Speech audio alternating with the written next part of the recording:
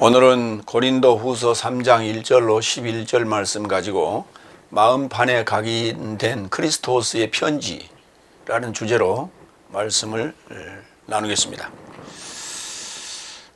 첫 번째, 고린도후서 3장 1절로 3절, 하나님의 영으로 각인된 크리스토스의 편지. 새겨졌다라고 하는 단어나 기록됐다라는 단어를 우리가 그라포라고 합니다. 그라프 안에 앞에 전치사 n이 접두되어 있어요. 그렇기 때문에 안에 기록했다.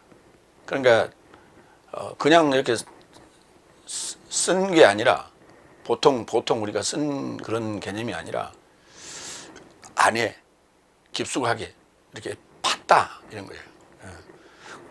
그래서 우리가 왜 교패, 그 간판 같은 거, 목간판 같은 거 그렇게 할 때 두 가지 형태가 있어요. 이제 그 양각이 있고 음각이 있고. 그래서 양각은 그 약간 돌출되게, 음각은 이렇게 쑥 들어가게. 대개 이제 그 비석, 돌비석 같은 경우는 음각을 쓰죠. 그런 개념이 이제 각인됐다 이렇게 이제 그렇게 표현했습니다. 첫 번째 1절, 내 삶이 다시 스스로 천거하기를 시작하랴 누군가 네 삶을 향하여 혹은 네 삶에게서 천거한 편지 같은 내 삶은 필요치 않는 것이냐. 이제 그 갑자기 천거 또는 추천이라는 단어인데, 이 단어는 시스타티콘, 시니스테미라는 단어. 시니스테미 무슨 말이냐? 같이 함께 섰다 그런 얘기예요. 둘이 이렇게 같이 이렇게 서 있는 입장, 서로 이렇게 어떤 밸런스를 맞춰서 이렇게 서 있는 그런 입장. 그래서 그것은 누군가가 누군가를 이렇게 세워줘야 되는 것이죠. 그러니까 함께 세우는 것이다. 이렇게 그렇게 이해하시면 돼요. 그래서 천거라는 단어가 추천이라는 단어보다는 천거가 훨씬 더 맞다. 추천하여 들어올린다 이런 말이에요. 그러니까 누군가가 들어올려줘야 돼요. 이 사람이 적당한 사람입니다라고, 이 사람이 맞습니다라고 이렇게 천거하는 거예요. 그러니까 다시 천거를 해야 되겠느냐? 이게 무슨 얘기냐면은 이제 사도직에 대한 그 변론입니다. 그러니까 누군가가 이제 이런 문제 제기를 했겠죠. 오늘 이제 그 내용을 보면은 이 문서에 대한 내용이 나옵니다. 그래서 문서, 이 그람마라고 하는데, 그러니까 이제 그 사도에 대한 어떤 그 사도들의, 예루살렘에 있는 사도들의 어떤 천거서, 그런 게 필요하지 않느냐, 뭐 이런 얘기가 지금 아마 나왔던 것 같아요. 그래서 아마 이 얘기를 한 거예요. 다시 스스로 천거하기를 시작하랴. 그러니까 지금까지 한 게 지금 스스로 자신을 대변하고 설명하고 증언했다는 얘기예요. 그런데 그걸 또 해야 되겠느냐? 누군가 네 삶을 향하여 혹은 네 삶에게서 천거한 편지 같은 내 삶은 필요치 않은 것이냐? 지금까지 내 삶이 보여준 것은, 그것은 그리고 그 중에 내 삶 중에서 누군가가 그 맞습니다.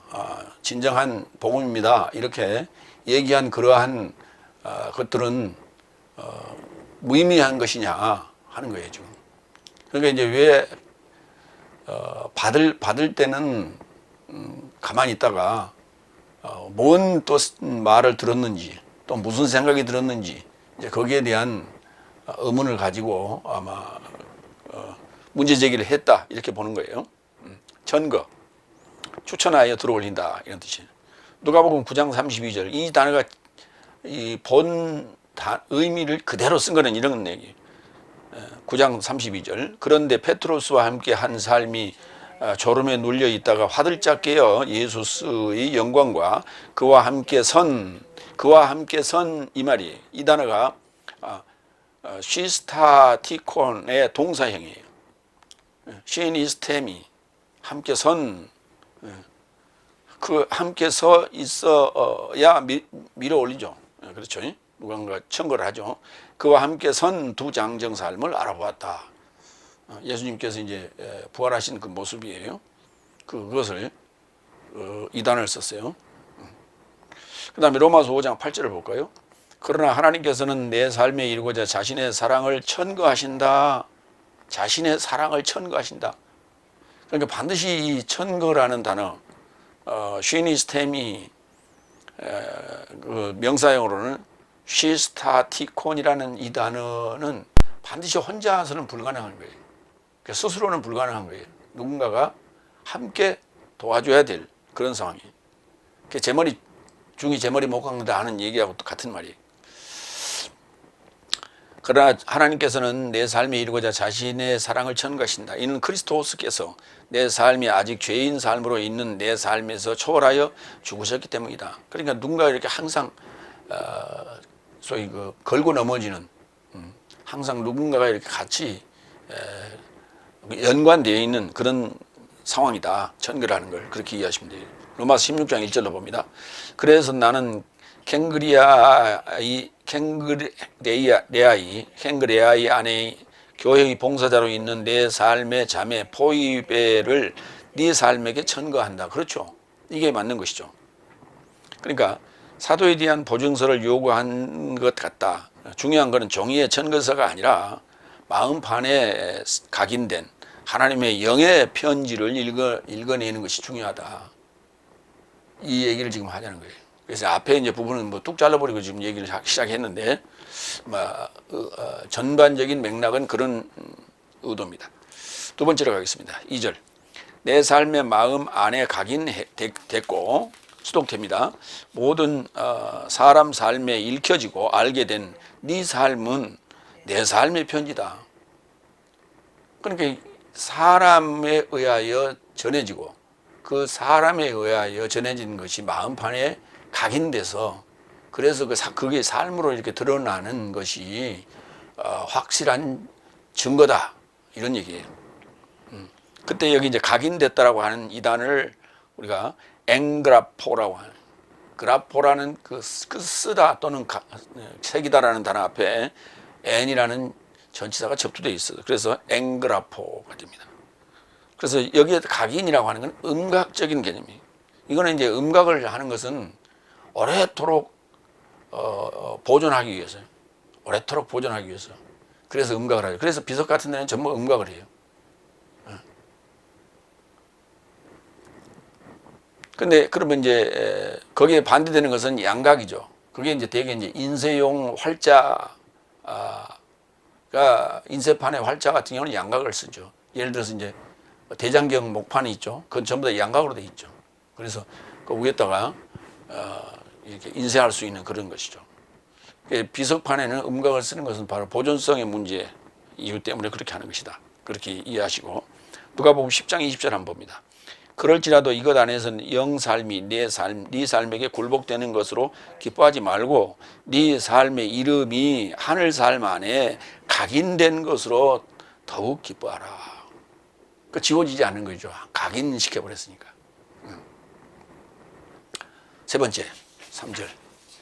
네 삶은 내 삶에 의하여 봉사받은 그리스도스의 편지인 것을 드러내게 되었으니 먹물이 아니고 오로지 살아계신 하나님의 영으로 각인된 것이니 돌판 삶 안에 아니고 오히려 육체의 마음판 삶 안에 각인된 것이다. 그래서 이제 내 삶에 의하여 봉사받은 디아코네오, 봉사받은 그리스도스의 편지가 이제 고린도 교인들이라는 얘기예요. 그런데 그것이 돌판 안에가 아니라 육체의 마음판 안에 각인된 것이고, 그것은 바로 하나님의 영으로 각인시킨 것이다, 이런 얘기예요. 그러면은 돌판 안에와 육체의 마음판 안에는 지금 우리가 들어서 비교할 수 있는 거예요. 그러니까 돌판 안에 있는 것은 되게 비석판으로 이해를 하면 돼요. 비석판은 죽은 자에게 세우죠. 산 자에게는 육체의 마음판 안에 새겨야만 각인을 시켜야죠. 그래야 맞죠. 그래서 그 두 관계를 비교해서 우리가 보이는 것처럼 보입니다. 여기서는. 그러나 그게 아닙니다. 먼저 출애굽기 31장 18절 먼저 보겠습니다. 여호와께서 시내산 위에서 모세에게 이르시기를 마치신 때에 정금판 둘을 모세에게 주시니 이는 돌판이요 하나님이 친히 쓰신 것이더라. 자, 이게 이제 모세가 그 시내산에 가서 계명 율법을 받아 온 상황을 지금 설명하고 있는 거예요. 받는 상황을 설명하는 거예요. 히브리서 9장 3절로 4절을 볼까요? 또 둘째 휘장을 친 장막은 거룩한 삶 중 거룩한 삶이라 일컬어진다. 지성소라는 얘기예요. 금향단과 전부 금으로 덮은 언약기회를 가졌으니 그 안에 만나를 가진 금 항아리와 쌍난 아론의 지팡이와 언약의 널판 삶이 있다. 이렇게 되어 있어요. 그런데 9절로 10절을 볼까요? 이 장막은 임박한 때에 이르는 비유이니 이를 조차 예물과 제사가 드려져도 섬기는 자를 그 공공의식을 따라 완전케 할 수 없나니 겨우 음식과 음료와 뛰어난 결례에 연관하여 육체의 규례로 개혁의 때까지 막아 놓은 것이다 그랬어요. 그래도 연결이 잘 안 되죠. 우리는 이제 이걸 볼 때 출애굽기 상황, 돌판에 그 각인된 상황은 넷째 날의 상황이다. 이렇게 이제 정의를 하죠. 그러면 육체의 마음판에 각인된 상황은 뭐냐? 여섯째 날, 일곱째 날 상황이죠. 그래서 그것이 눈에 보이는 돌판에 기록한 것이냐, 아니면 마음판에 기록한 것이냐, 이렇게 둘을 비교하라는 것이 아니라 돌판이라고 하는 상황도 우리 마음판이에요. 돌판도 우리 마음판이고 마음판도 우리 마음판이에요. 그런데 그게 넷째 날에 속하냐 여섯째 날에 속하냐 이 차이예요. 그래서 여섯째 날에 속한 것은 마음판이라고 얘기를 하고, 그러면 마음판에 새길 때는 그게 새로 새긴 것이냐 새로 각인시킨 것이냐, 아니에요. 이미 있던 것이죠. 넷째 날 들어서 있던 것을 그거를 확실하게 각인시킨 거예요. 확실하게. 마태복음 12장 40절. 왜냐하면 요나가 강화된 낮잠과 강화된 밤사움을 큰 물고기 뱃속에 있던 같이 이와 같이 사람의 아들도 강화된 낮잠과 강화된 밤사움을 땅의 마음 안에 있을 것이다. 땅의 마음 안에. 하늘과 땅이라는 개념이에요.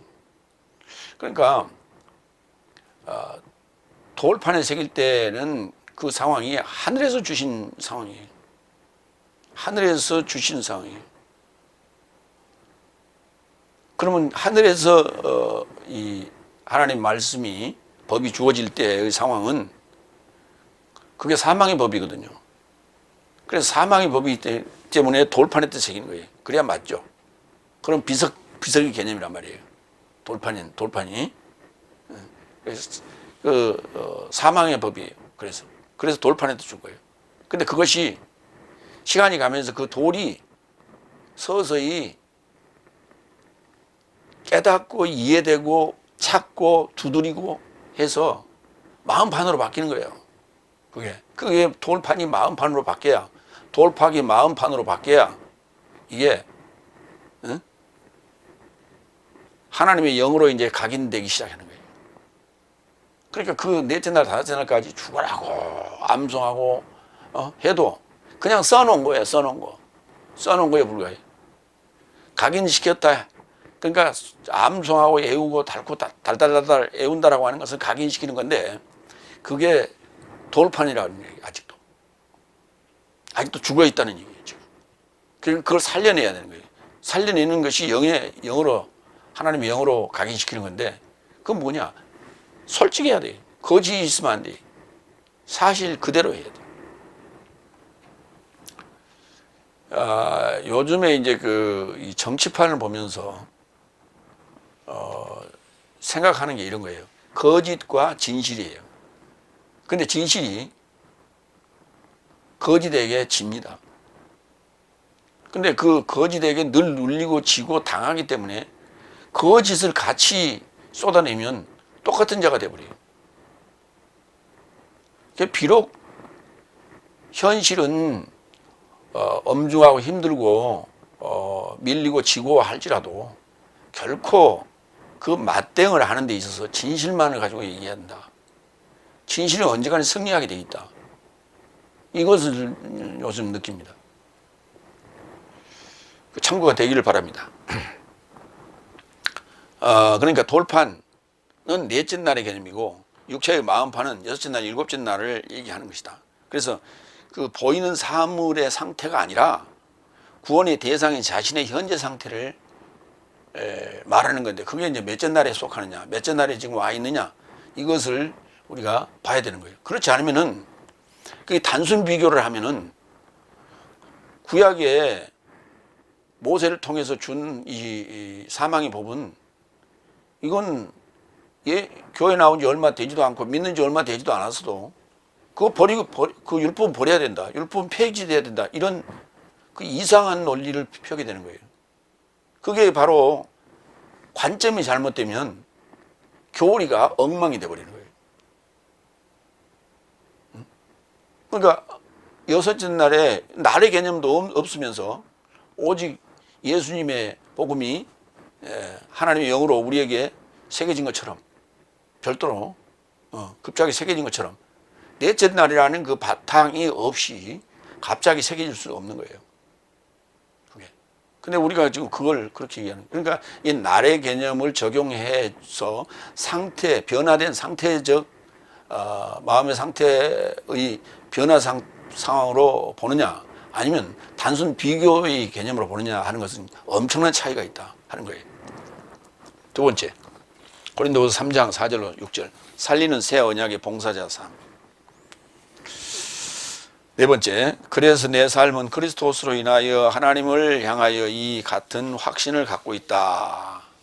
하나님을 향하여는 목표고 그 다음에 그리스도스로 인하여라는 것은 수단과 매개체에 해당되는 거예요. 그래서 하나님을 향하여는 프로스라는 전치사를 썼고 그 다음에 그리스도스로 인하여는 디아라는 전치사를 썼어요. 그럼 먼저 프로스를 보겠습니다. 하나님을 향하여란 말이 뭐냐? 요한복음 1장 1절로 2절을 기준으로 우리가 보시면 돼요. 시작 안에 말씀이 있었으며 말씀은 하나님을 향하여 있더라. 하나님과 함께 있는 게 아니에요. 하나님을 향하여 있는 거예요. 이것도 마찬가지.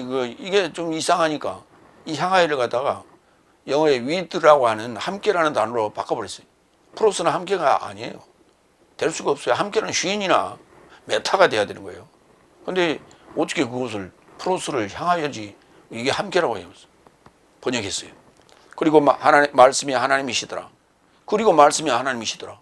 그 말씀과 하나님은 지금 다른 개체인데 말씀이 하나님이시더라. 그럼 뭐하러 나눠놨어요? 이것 안에 하나님을 이것이 시작 안에 말씀이 시작 안에서 하나님을 향하여 있더라. 그래서 말씀이 씨앗이고 하나님은 열매적 개념이에요. 그래서 말씀이 자라서 하나님이 되는 거예요. 그게 넷째 날 그 문서로 우리에게 주어진 돌판에 새겨진 법이 우리를 정죄하고 그렇게 해서 우리가 깨닫게 되고 하나님을 찾게 되고 나의 본 자아를 찾게 되는 이런 상황을 만들어내는 것이죠. 그래서 향하여 가는 거예요. 하나님 향하여. 그래서 하나님과 근접해 가는 거예요. 그래서 그렇게 향하여 미완료로 있더라 이렇게 표현하는 거예요. 그렇기 때문에 하나님을 향하여는 목표가 되는 것이고 그러면 그 하나님을 향하여 가는 데 있어서 뭐가 필요하냐? 말씀을 풀어줘야 돼요. 흐레마로 해설해 줘야 돼요. 그것이 그분이 누구냐? 그리스도스예요. 기름 부음이라는 거예요. 그걸 기름 부음이라고 하는 거예요. 그 기름 부음을 누군가가 해줘야 되겠죠. 그래서 그리스도스로 기름 부음 받은 자로 설명하고 있고 예수 그리스도스로 이렇게 설명하고 있을 뿐이에요. 그 다음에 그리스도스로 인하여 로마서 8장 11절.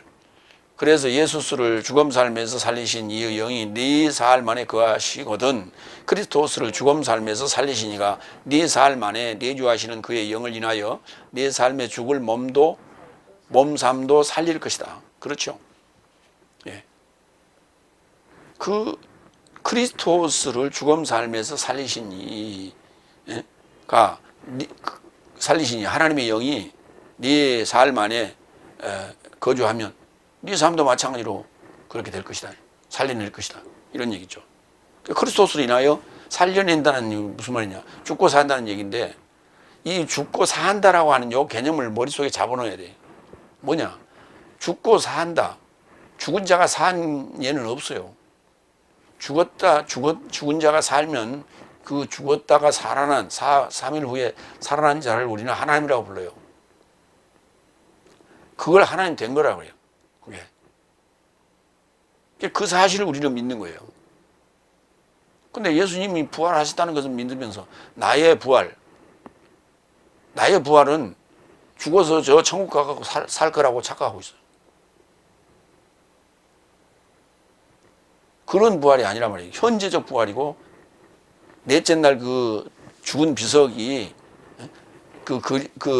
하나님의 말씀이 여섯째 날 일곱째 날 살아나서 내 안에서 역사하는 거예요. 그걸 부활이라고 하는 거예요.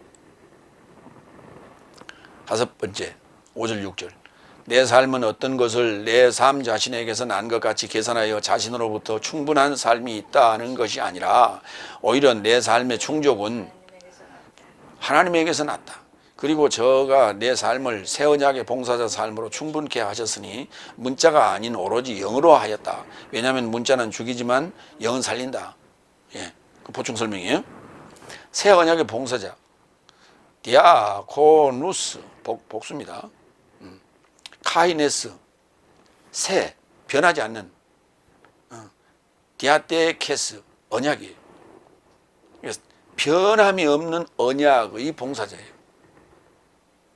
그러니까 이게 일곱째 날 그 사역자를 새 언약의 봉사자라고 하는데 파울로스를 새 언약의 봉사자라고 하는데 그 이전은 새 언약의 봉사가 아니에요.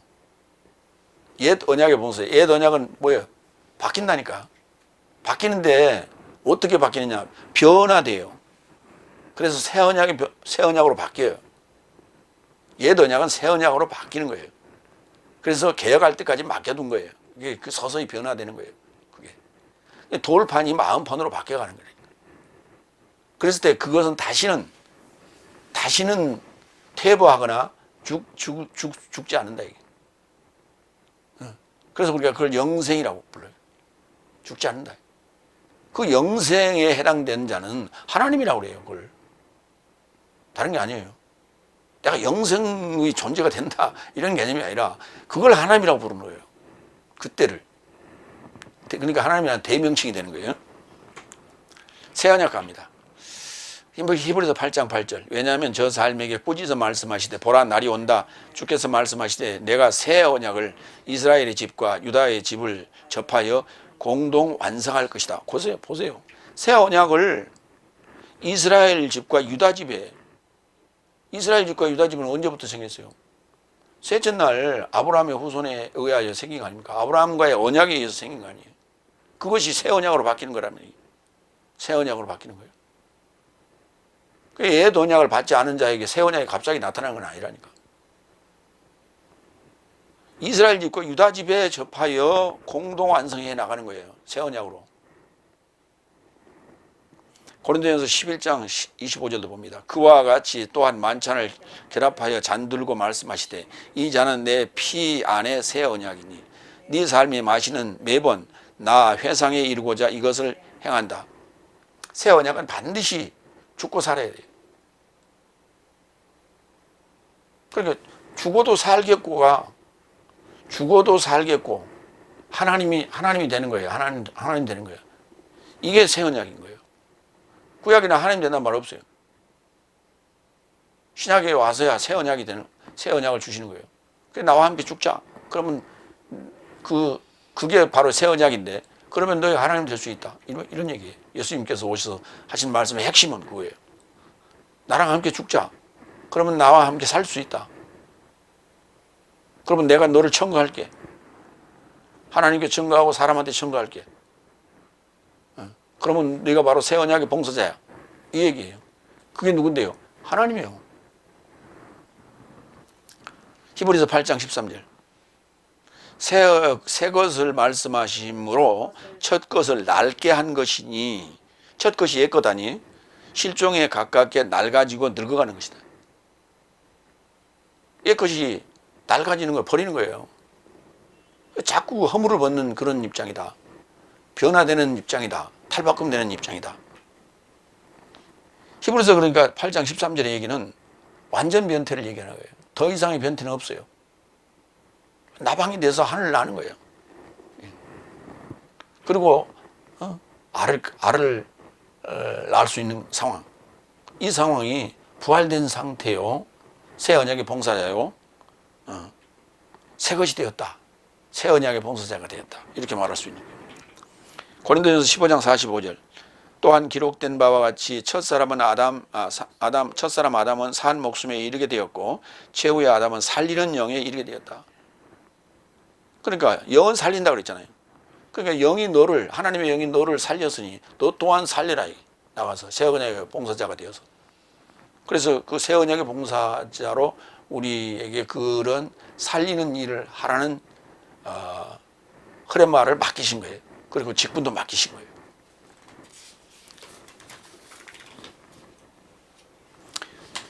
그래서 이제 이게 문자가 아닌 오로지 영으로 하였다 이렇게 얘기하니까 우리가 지금 이렇게 보는 이 성경이 이거 문자로 되어 있잖아요. 그러니까 이거 아니고 그러니까 요거는 내 팽개쳐 놓고 그냥 기도만 하고 앉았어요. 잘못 이해하는 거예요. 성경을 잘못 이해하면 그런 행동으로 이게 그 삶으로 표현하는 거예요. 그게 아니에요. 이 지금 성경에 기록된 것은 돌판이에요. 근데 이 돌판이 이게 돌판이 아니라 이게 돌판이라는 거예요. 이걸 깨닫지 못하고 있으면 아직도 돌판이에요. 이 말씀을 깨닫고 있으면 그건 마음판이에요. 그러면 그 깨닫게 해주는 게 뭐냐면 바로 흐레마라는 말씀인 거예요. 해설이에요. 그럼 해설을 할 때 번역부터 잘해야 돼요. 번역이 제대로 되면 바로 해설이 돼요. 근데 번역을 잘못해놓고 해설을 억지로 하고 앉았어요. 그걸 우리가 억지 춘향 이렇게 얘기하는 거예요. 야, 뭔가 언밸런스 되는 거예요. 자꾸. 삐그덕거려요. 자꾸. 그래서 법이라는 것이 순리적으로 어긋나지 아니하고 상충되지 아니하고 그렇게 물 흐르듯이 흘러야 되는 거예요. 그런데 그렇지 아니하고 가다가 뭔가 턱덕턱덕 걸려 자꾸. 그래서 우리 조역신학이라는 게 이제 뭐 신론도 있고 기독론도 있고 뭐 죄론도 있고 뭐 부활론도 있고 성령론도 있고 막 있잖아요. 이게 서로 가다가 서로 충돌을 하는 거예요. 왜? 근본부터 잘못됐기 때문에 그런 현상이 일어나는 거예요. 그래서 나온 전반적으로 그걸 숙지하고 현장의 경험과 모든 것을 체험 등을 종합해서 나온 얘기가 신학교 졸업하고 나서 나온 얘기가 아니라 현장에서 나온 얘기가 신학교 조직신학은 조지는 것이다. 이렇게 그래서 그 얘기가 나오는 거예요. 그냥 모순이 있다는 거예요. 그게. 세 번째로 갑니다. 고린도후서 3장 7절로 11절. 정죄의 봉사직과 의의 봉사직. 그러니까 새 언약의 봉사자가 의의 봉사직이고, 그다음에 문자로 되어 있는 것이 정죄의 봉사직이에요. 왜냐하면 정죄의 봉사직이라는 게 그게 바로 사망의 법이라는 얘기예요. 사망의 법을 받았다 하는 거예요. 그래서 아직 깨달음이 하나님 말씀은 듣고 믿기는 믿는데 그게 이해가 안 되면 아직도 그런 정죄의 봉사직을 하고 있는 게 이 목사들이에요. 사역자들이고. 넷째 날, 다섯째 날 목회자들을 후계는 게 성직이라고 부르는데 그들을 일컬어 정죄의 봉사직이라고 말하는 거예요. 그러니까 의의 봉사직은 지금 아직 지금 이제 교계에서 이런 분들을 이게 추앙하는 상황이에요. 뭐냐면 교회가 커졌는데 그것을 분할한다든지 그러면은 참 대단한 목사입니다. 왜? 욕심이 없으니까. 그 공들여 만든 그 대형 교회를 찢어 발려서 이렇게 적은 교회로 중견 교회로 이렇게 만들어서 내버리냐. 그게 하나의 이제 세상의 어떤 칭송을 받기 위한 하나의 수단과 방법이고 남들이 하지 않은 방법을 쓰는 거예요. 그래서 추앙을 받게 되는 거예요. 근데 그것 자체가 의회 봉사직이 아니에요. 하나님의 말씀은 상관이 없어. 똑같아. 변한 게 하나도 없어. 제도적인 것만 바뀌는 거예요. 그러니까 칼빈이 종교개혁했어도 제도적인 것만 바뀌었지 일부 달라진 거 없어요. 하나님의 말씀이 교리가 달라진 게 없어. 별로 별 차이 없어. 화채설이라고 하는 성찬식을 기독교에서는 화채식이라 하고 개신교에서는 화채식이라 하고 화채설이라 하고 천주교에서는 그걸 지금도 하고 있는데 여전히 화채설이라고 그렇게 정의를 해놓고 여전히 하고 있는 성찬식의 그 행위를 보면 화채설이에요. 자기 입으로 화채설을 해놓고 화채설을 하고 앉아서. 그럼 뭐에 달라진 거예요? 달라진 게 하나도 없어요. 제도만 바뀌었지. 성화 안 그리고 십자가 집에다가 고상 안 걸어놓고 교회 예배당 들어가면서 마리아상 안 해놓고 이거 안 할 뿐이요. 다른 거 뭐 다를 게 뭐 있어? 똑같아. 다 똑같아. 6번째 7절 8절 돌살 안에 조각된 문자 안에 사망의 봉사직도 영광 안에서 발생했거든. 폐지되는 모슈스의 얼굴의 영광을 인하여 모슈스의 얼굴에 이루고자 이스라엘 아들 삶을 주목하기에 불가능하도록 함 같으니 아무튼 영의 봉사직은 더욱 영광 안에 있지 않을 것인가. 그러니까 사망의 봉사직, 정죄의 봉사직, 이거 또 영광 안에서 된 거예요. 하나님의 영광 안에서. 무슨 말이냐? 하나님의 주신 말씀을 가지고 하는 거예요. 하나님께서 주신 말씀을 가지고 이 직임을 맡아서 하고 있는 거예요. 그런데 그 일이 정죄의 직분이라고요. 정죄의 봉사자예요. 그러니까 넷째 날, 다섯째 날에 하나님의 법이 하나님으로부터 영광으로부터 받은 거예요. 그렇기 때문에 하나님의 영광으로부터 받았기 때문에 모세가 백성들 앞에 왔을 때 얼굴에 나는 광채 때문에 얼굴을 가렸다는 거 아니에요. 그게. 그러니까 하나님의 영광이 가려진 거예요, 지금. 하나님의 영광이 가려져 있어요. 그게 넷째 날, 다섯째 날에 사망의 법이에요. 그래서 그걸 정죄의 법이라고 부르는 거예요, 지금. 이런 것들이 와구가 맞아 들어가야 되는데, 뭔 이상한 소리만 하고 앉았어요. 그러니까 돌에 조각된 문자 안에 사망의 봉사직도 영광 안에서 그렇게 발생한 거예요. 그러나 그것은 예수님께서 나타나시면, 다시 말해서 의의 봉사자가 나타나시면 그건 폐지되는 거예요. 그건 폐지되는 거예요. 그런데 영광 안에 있게 된다면, 정말 그 하나님 안에 우리가 있게 된다면 얼마나 대단하겠냐 하는 거예요. 그 광채가 얼마나 대단하겠냐 이런 얘기예요. 영광이라고 하는 단어를 먼저 살펴봅니다. 영광, 카보드. 이건 카바드라는 동사에서 왔어요. 무겁다, 힘겹다, 영화롭다 이런 거예요. 그 영광이라는 것은 그 영광을 받으려면 그 일을 감당해내야 돼요. 중책을 감당해내야 돼요. 그래서 그 중책을 감당할 만한 사람에게 우리는 표를 주는 거예요. 그래서 대통령 뽑아주는 거예요. 그래서 훈련받고 목사직도 주는 거예요. 그게 감당할 만한 능력이 있어야. 그는 감당할 만한 능력이 없으면 못 주는 거예요. 이번에 그 대통령 되신 분도 그렇게 생각하고 나에게 이런 중책을 맡겼다라고 생각하고 그 일을 잘 수행하기 위해서 노력해야 돼요. 근데 신약에 와서는 독사, 영광이라는 단어예요. 독사. 이 단어는 동사에서 출발해야 맞아요. 그런데 거기에서 그 관련된 동사는 독사조예요. 이건 사역 동사예요. 이게 영화롭게 하다라는, 영화롭다는 단어가 아니라 영화롭게 하다예요. 그러니까 이게 독사가 영광 또는 영화거든요. 그러면 동사가 영화롭다 이래야 돼. 근데 영화롭다가 사실은 그게 형용사예요. 그러니까 그러면 영광을 돌리다 그래야 되냐? 그 영광을 돌리다 그러면 말이 안 돼. 그 단어는. 그러니까 영화롭게 하다에 그게 영광을 돌리는 거예요. 영화롭게 하는 것이 영광을 돌리는 거예요. 다시 말해서 아들이 손주에게 하는 것이 아버지에게 효도하는 거예요. 그걸 영광으로 바꾸면 돼요. 그 단어를. 아들에게 영화롭게 하는 것이 아들이 받고 내가 영광 안에서 하는 걸 행동하고 그 흐레마로 복음화 시키면은 그가 하나님을 영화롭게 하는 거예요. 하나님께 영광을 돌리는 거예요. 그걸 영화롭게 한다 이렇게 표현해요. 자, 왜 그러냐? 마태복음 5장 13절.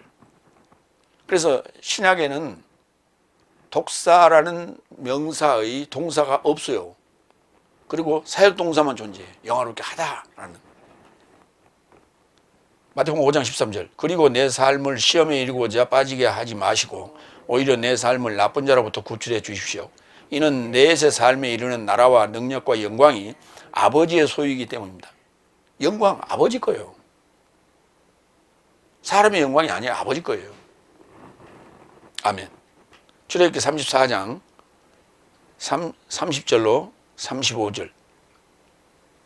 아론과 온 이스라엘 자손이 모세를 볼 때에 모세의 얼굴 피부에 광채가 남을 보고 그에게 가까이 하기를 두려워하더니 모세가 그들을 부르매 아론과 회중의 모든 어른이 모세에게로 오고 모세가 그들과 말하니 그 후에야 온 이스라엘 자손이 가까이 오는지라. 모세가 여호와께서 시내산에서 자기에게 이르신 말씀을 다 그들에게 명령하고 모세가 그들에게 말하기를 마치고 수건으로 자기 얼굴을 가렸더라. 그러나 모세가 여호와 앞에 들어가서 함께 말할 때에는 나오기까지 수건을 벗고 있다가 나와서는 그 명령하신 일을 이스라엘 자손에게 전하며 이스라엘 자손이 모세의 얼굴의 광채를 보므로 모세가 여호와께 말하러 들어가기까지 다시 수건으로 자기 얼굴을 가렸더라. 그러니까 모세가 심부름꾼으로 이제 왔다 갔다 했단 말이에요. 여호와를 뵈러 갈 때는 수건 벗고 가고 나와서 백성들을 만날 때는 수건을 덮었고 그랬어요. 그러니까 결국은 그 말이 무슨 말이냐면 여호와의 영광은 이스라엘 백성에게 전해지지 않았어요. 보여지지 않았어요.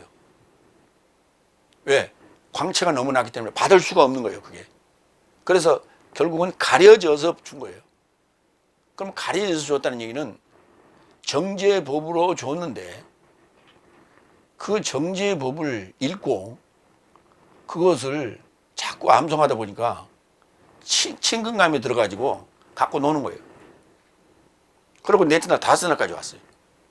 그래고 여섯 날 넘어가야 되는데 안 넘어가고 있는 거예요. 못 넘어가고 있는 거예요.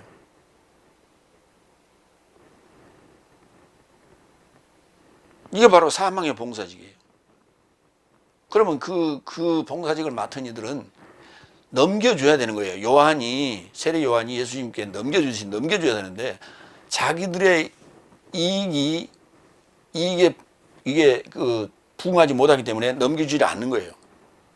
그게 뭐냐면 자신의 이익을 버린 광야에서 외치는 자는 당연히 예수님께 넘겨줘요. 왜? 그가 먹는 게 뭐예요? 석청과 그 다음에 메뚜기였잖아요. 그게 광야의 삶이에요. 그러니까 그냥 자기 욕심 없어 그냥 넘겨줬어요. 그런데 서기관 바리새인들은 어떻게 했어요? 욕심이 가득했죠. 그렇기 때문에 이들은 사망의 봉사직이라고 그 영광을 가지고 있어요. 그러면서도 그들은 여섯째 날로 넘기지 아니하고 자기 욕심을 채우고 있는 거예요. 그래서 그 욕심에 붙잡혀 있어서 동조하거나 함께하면 결국은 못 넘어가는 거예요. 여섯째 날로. 그래서 마음판에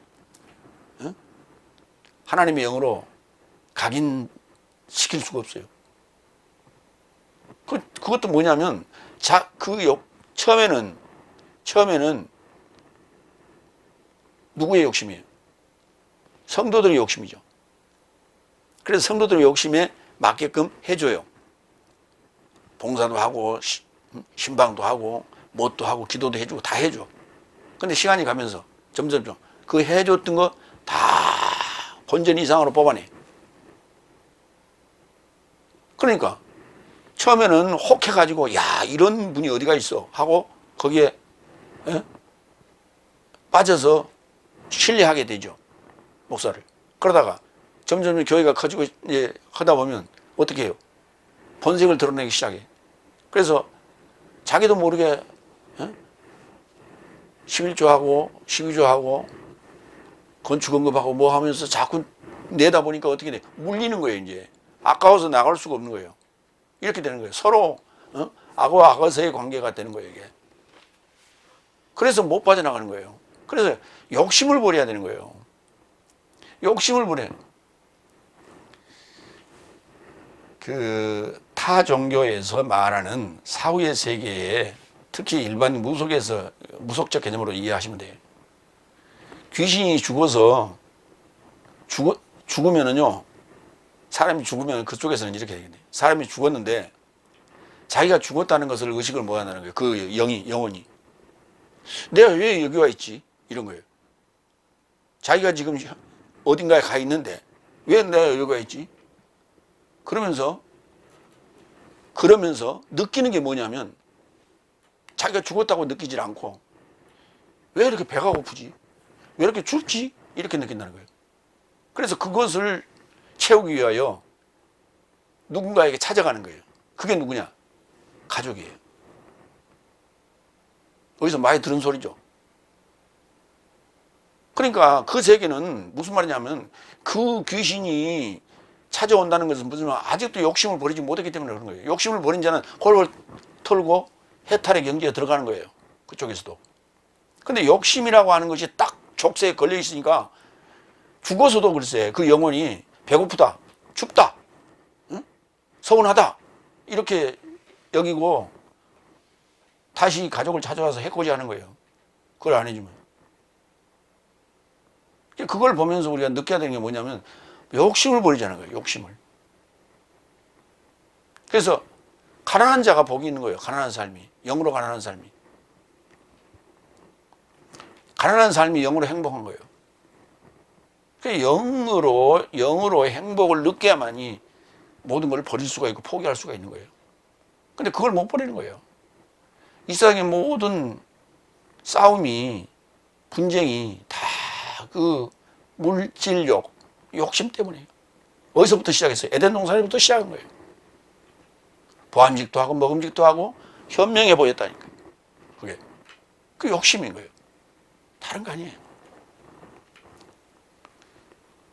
고린도후서 3장 13절로 15절도 볼까요? 또한 폐지되는 것의 완성에 이르고자 이스라엘 아들 삶을 주목시키지 못하게 하려고 모주수가 자신의 얼굴에 베일을 쓴 것 같지 않노라. 그러나 저 삶의 지각이 둔화해져서 옛 언약의 낭독으로 그가 든 베일이 벗겨지지 않고 오늘날까지 머물러 있으니, 왜 여기 낭독이란 말을 썼냐면 암송하는 걸 얘기하는 거야. 암송. 어떤 베일도 그리스도스 안에서 폐지된다. 그러나 오늘날까지라도 모주수가 낭독된다면, 모주수가 암송되고 언급된다면 베일이 그 마음을 덮고 있는 거예요. 지금 아직. 이게 굉장히 중요한 얘기예요. 지금 고린도후서 3장에서 하반부에서 이 얘기를 지금 하는 거죠. 그러니까 15절이 굉장히 중요한 얘기예요. 그리고 14절이 이 어떤 베일도 그리스도스 안에서 폐지된다 그랬잖아요. 반드시 우리는 베일을 쓰고 나오는 거예요. 넷째 날 다섯째 날 통과하는 과정에서 베일이 덮여 있어요. 이것을 그리스도스 안에 들어갔을 때 베일이 벗겨져야 되는 거예요. 그게 깨달음이에요. 그게 부활이에요. 그 베일이 벗겨지는 순간, 아하, 내가 욕심쟁이였구나, 내가 죄인이었구나 하는 것을 알게 되는 거예요. 근데 그 베일이 안 벗겨지니까 고집스럽게 자기 교회가 최고고 자기 목사가 최고고 자기가 알고 있는 게 전부고 이렇게 되는 거예요. 진리고 뭐가 소용없어요. 그 고집통은. 그래서 그 베일이 그 마음을 덮고 있는 거예요. 그랬더니 이걸 보고는, 야, 그러니까 모세율법은 우리를 십자가로 가는 것을 방해하기 때문에 그것은 폐지되어 버려야 된다. 그래서 예수님께서 폐지한 것이다. 이런 논리가 나오는 거예요. 그래서 나오는 거예요. 그래서 그 말도 안 되는 소리하고, 그 하나님을 완전히 뭐 이상한 사람을 만드는 거예요. 이상한 분으로. 고린도전서 13장 8절로 11절 보여요. 사랑은 언제든지 떨어지지 않으나 예언사함도 폐지될 것이요. 바로 폐지되죠. 방언사함도 멈출 것이요. 지식사함도 폐지될 것이다. 그러니까 여기서 방언사함이 갑자기 등장하니까 이게 오순절 이후로 착각을 해요. 오순절 이후가 아니에요. 그 전에 다 방언이에요. 지식도 있고 예언도 있고 방언도 있고 다 그 전에 있었던 거예요. 9절. 왜냐하면 내 삶은 부분에서 알고 부분에서 예언하고 있으나 언제든 완전한 것이 온다면 그때는 부분으로 나온 것이 폐지될 것이다. 내가 미숙아로 있을 때엔 미숙아처럼 말하더니 미숙아처럼 생각하더니 미숙아처럼 계산하더니 그러나 남자가 되었을 때는 미숙아 삶을 폐지한 것이다. 장성한 자가 되었을 때는 아르렌 장성한 자가 되었을 때는 미숙아 삶을 폐지하는 것이다. 이 같은 말이에요. 이게 베일을 벗었다는 얘기예요. 베일 벗었다. 그러니까 쉽게 설명하면 첫날 밤 신부가 신랑 앞에 갔을 때 베일을 쓰고 가잖아요. 그걸 벗겨주는 게 그때 그것을 벗겨줌으로써 그날 밤 첫날 밤을 치르고 나면 그때부터 장성화자가 되는 거예요. 그게 성인이 되는 거예요. 진짜. 그런 것처럼 그렇게 이해하시면 돼요. 다음에 영의 봉사직을 좀 볼까요? 디아코니아 봉사직이란 단어예요. 마태복음 5장 14절로 16절. 네 삶은 세상의 빛이다. 그러니까 빛을 비추어야 돼. 빛을 비추는 그 자를 이제 영의 봉사자라고 그러는 거예요. 빛으로 하는 거예요. 빛으로. 내 삶은 세상의 빛이다. 산 위에 놓인 성이 감춰지기 불가능하다. 저 삶은 촛불을 켜서 그것을 말 아래 두지도 않고 오히려 촛대에 접하여 둔다. 그리고 그가 집 안 모든 삶에게 비춘다.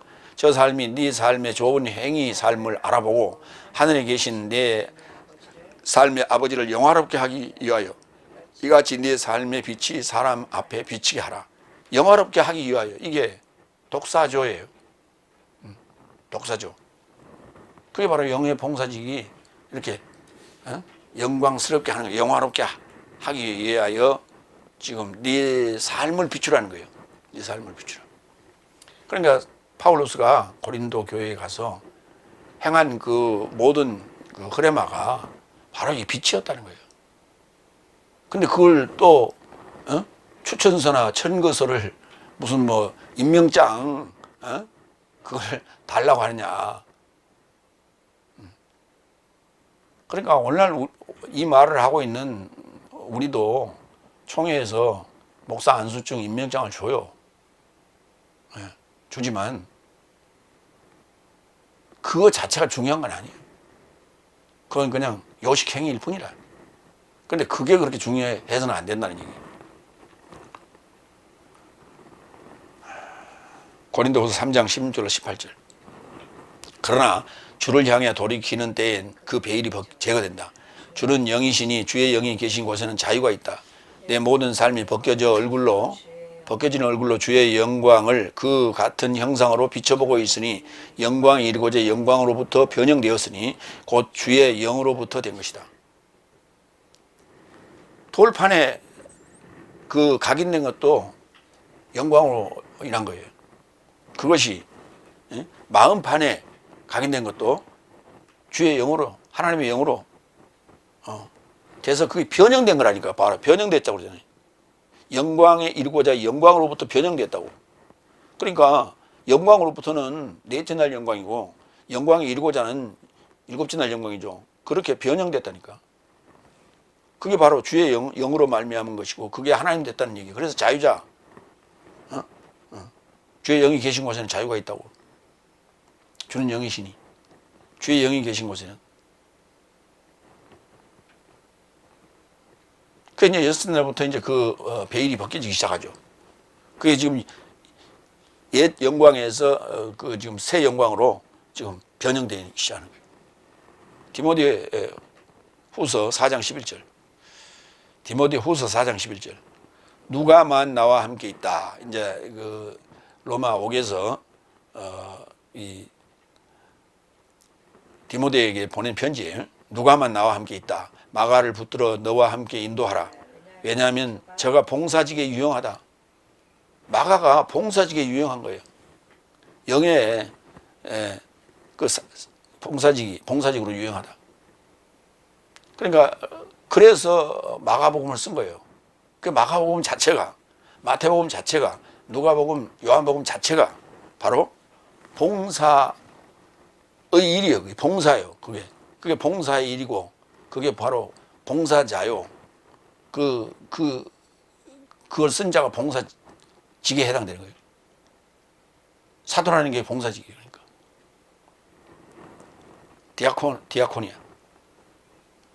디아코니아가 봉사직이고요. 디아코노스는 봉사자예요. 디아코니오는 봉사하다고.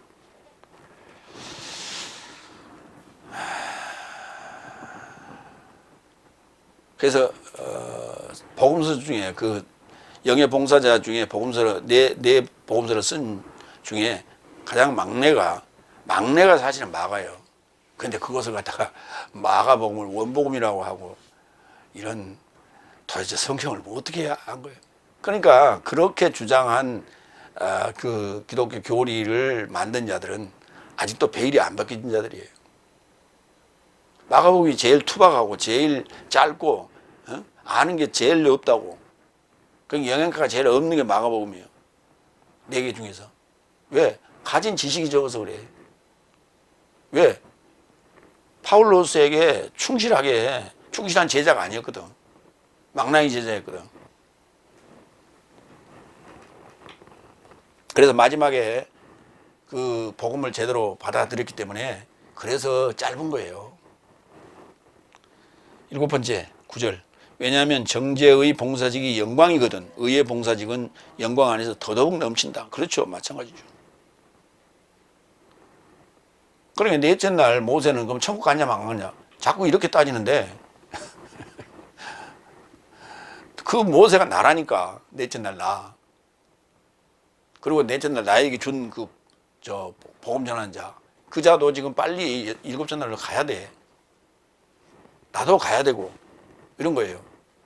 근데 그걸 사람으로 자꾸만 해갖고 누가 천국 갔을까 말았을까 안 갔을까. 그러니까 그런 개념으로 성경을 보고 있고 해석하고 하고 이해하고 있다는 것은 아직 지금 성경이 베일이 안 벗겨졌다는 얘기예요. 사람만 보이고 인물만 보이고 장소만 보이는 거예요. 그 결국은 뭐 하는 눈에는 뭐만 보인다고. 그 말이. 그래서 그 꺼풀이 벗어져야 되는 거예요. 콩깍지가 벗어져야 되는 거예요.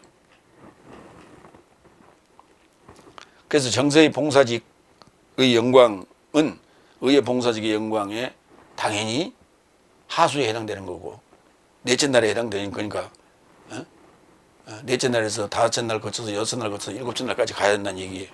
이 얘기가. 이걸 깨닫지 못하고 있으면은 맨날 성경 봐야 소용없는 거예요. 아무리 유창하게 설교 잘해도 아무 의미가 없는 거예요. 정죄의 봉사직과 의의 봉사직을 비교해 보겠습니다. 창세기 3장 6절. 여자가 그 나무를 본즉 먹음직도 하고 보암직도 하고 현명하게 할 만큼 탐스럽기도 한 나무인지라. 거기 현명하다는 단어가요. 이 샤카르라는 단어인데 여자가 그 열매를 따먹고 자기와 함께 있는 남편에게도 주며 그도 먹은지라. 이 샤카르라는 단어가 결국은 이게 그렇게 좋은 건 아니죠. 먹음직도 하고 보암직도 하고 현명하게 한 게. 누구 눈에? 여자의 눈에 그렇게 보였다니까. 여자의 눈에 그렇게. 왜? 뭐 욕심이 씌어서 그런 거예요. 욕심이 씌어서 그렇게 보였던 거예요.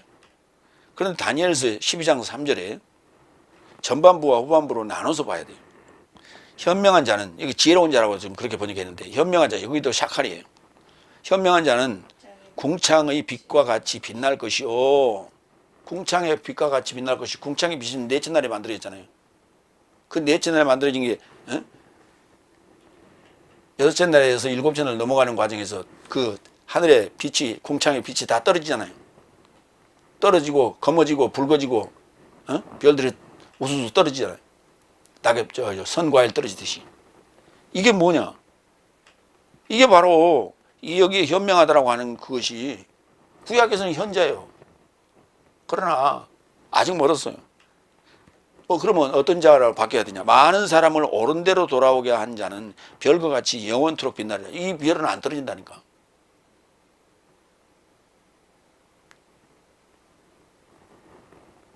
이 봉사직은 안 떨어진다니까.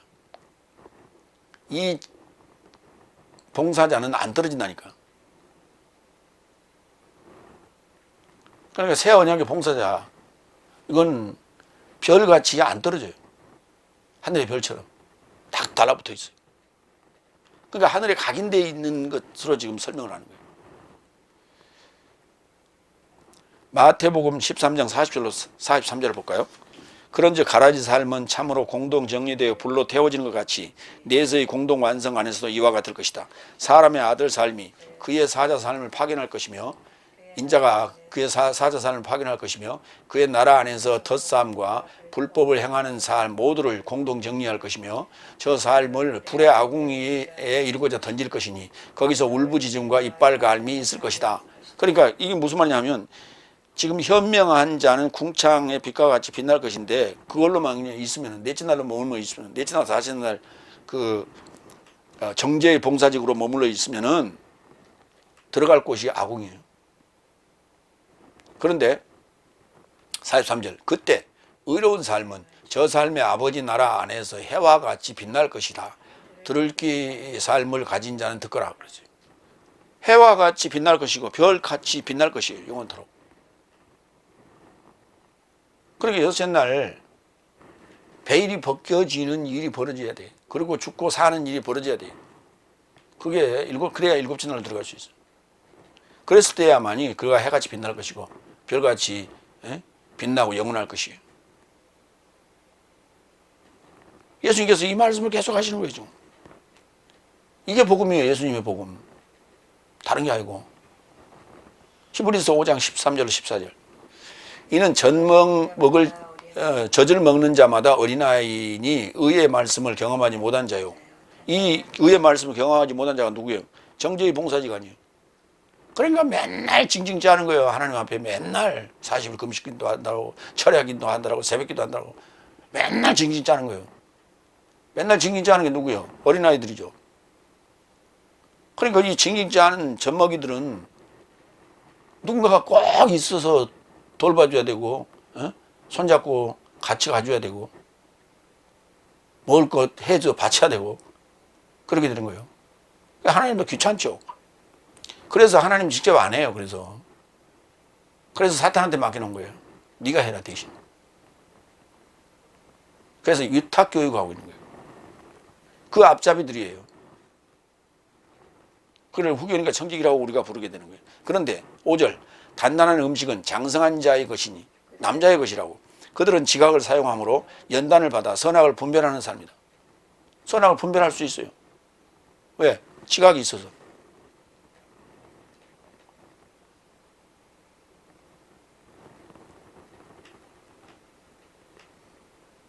그래서 열매를 맺게 되는 거예요. 이들이 바로 의의 봉사직이라 하는 말씀입니다. 8번째로 갑니다. 10절 11절 그리고 이 부분 안에서 영광스럽게 된 것이 뛰어난 영광 때문에 영광스럽게 된 것이 아니기 때문이다. 그렇죠.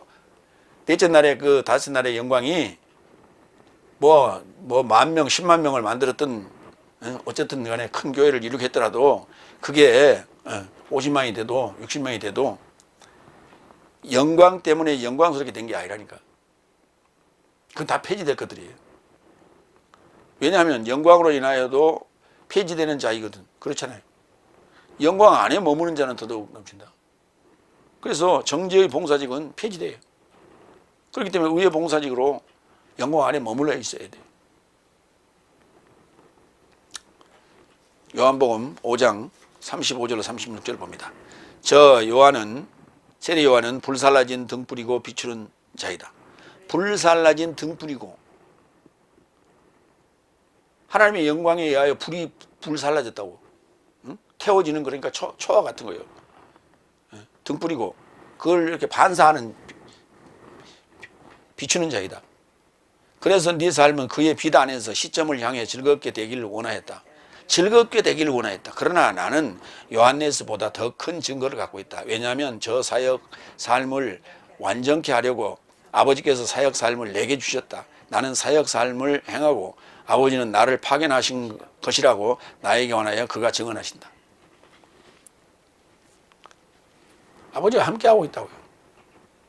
친히 내 안에서 역사하신다고, 하나님이. 그래서 넷째, 다섯째 날에 세례 요한, 그리고 여섯째 날에 예수님.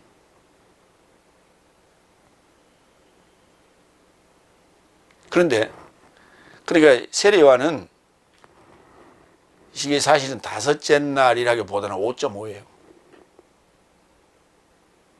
그러니까 다섯째 날은 예수님을 만날 수가 없어요. 5.5 정도는 돼야 예수님을 인정하고 자신의 제자를 넘길 수 있는 거예요.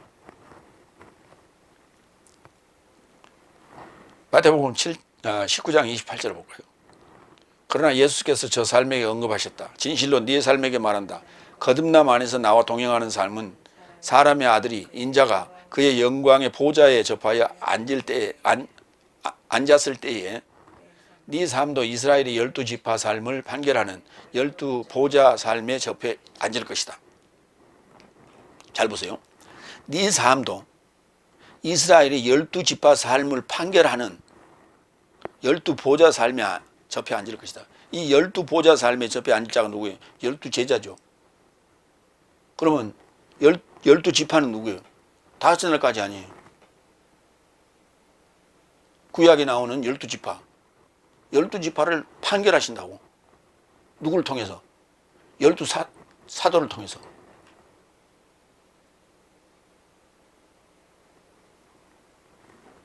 그건 12지파가 아니에요.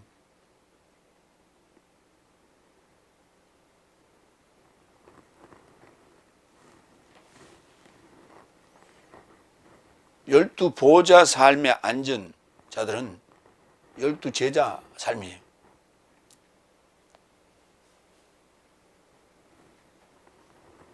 근데 판결받을 대상은 12지파 삶이라니까. 그럼 계시록에 14만 4천은 12지파라고 되어 있죠. 그리고 야곱의 12아들들의 이름이 새겨져 있어요. 근데 그들은 뭐라 하냐면, 그건 지금 판결을 받아서 흰 옷을 입고 나와야 돼. 그래야 13만 4천이 되는 거예요. 그러니까 그 판결할 자들은 12제자 삶이 맞아요. 근데 지금 신천지에서는 12제자 삶이라고, 12사도 삶이라고 안 하고 12지파 삶이라고 얘기하고 있어요. 말이 앞뒤가 안 맞는 얘기예요. 마태복음 19장 28절 굉장히 중요한 얘기예요. 인자가 그의 영광의 보좌에 접하여 앉았을 때 네 삶도 12제자인 네 삶도 이스라엘 12지파 삶을 판결하는 12보좌 삶에 접해 앉을 것이다. 거기 12지파 삶을 판결한다 이 말이 무슨 말이냐면, 그때 예수님 당시에 12지파가 있었는데 그들을 갖다 판결하러 간다는 얘기가 아니고, 지금 현재 이스라엘 그 자손들을 우리가 판결한다는 얘기가 아니에요. 네 안에서 넷째 날, 셋째 날, 넷째 날, 다섯째 날을 판결한다고. 그리고 여섯째 날을 통과해서 일곱째 날로 완성돼서 나오는 게 바로 14만 4천인 거예요. 그게. 그걸 이해를 못하는 거예요. 그러니까 신천지도 잘못 지금 이해를 하고 있는 거예요. 개념도 잘못 이해했지만, 맥락도 잘못 이해했지만 개념도 모르고 있어. 그러니까 보이는 개념으로 설명할 수밖에 없어. 그러니까 백날 해봐야 앞뒤가 안 맞다니까. 아무리 그들이 맞는다고 깨충을 쳐봐야. 로마서 8장 4절 6절. 육체를 따라 활보하지 않고 영을 따라 활보하는 법의 의로운 행동이 내 삶 안에 채워지게 하려 합니다. 왜냐하면 육체를 따르고 있는 삶은 육체의 삶을 생각하나 영을 따르는 삶은 영의 삶을 생각한다. 육체의 생각은 사망이요 영의 생각은 생명과 평화이기 때문이다. 그러니까 육체의 생각이 이게 바로 돌판이죠. 이 돌판에서 영의 생각, 마음판에 있어야만이 여기에 생명과 평화가 이루어지죠. 이 바로 의의 봉사직이고 새 언약의 봉사자란 말이에요. 그래서 이거는 넷째 날, 다섯째 날, 여섯째 날을 거쳐가면서 변화되는 것이지, 변형되는 것이지, 그게 구약과 신약을 떼서 비교해 놓는 그런 그 이분법적 개념이 아닌 거예요. 이분법적 개념이 아니에요. 이분론이 아니라 이론론이라고. 한 사람이 변해가는 과정을 설명합니다. 마무리합니다. 모시스로 인하여 돌판에 각인된 문자는 하나님의 영에 의하여 마음판에 드러나서 올라와서 드러나서 그리스도스의 편지로서 영과 의의 봉사직으로 영광 안에서 증거로 봉사한다. 이게 바로 새 언약의 봉사자죠.